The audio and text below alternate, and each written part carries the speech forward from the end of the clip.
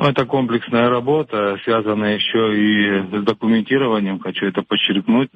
Дети должны знать, и родители их должны знать, что ребенок, рожденный в Республике Абхазия, в роддоме, прошедший детский сад, школу, мы, я думаю, обязаны их сделать гражданами. Ну, пока нам законодательство это не позволяет. Но парламент приступил к рассмотрению этого вопроса, и какие-то подвижки мы в этом направлении ожидаем.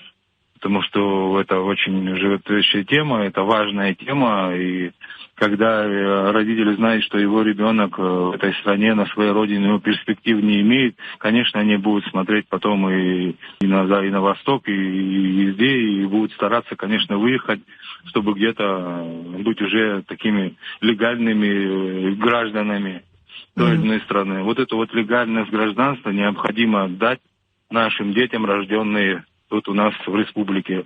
Это наша необходимость и данность, которую мы должны решить.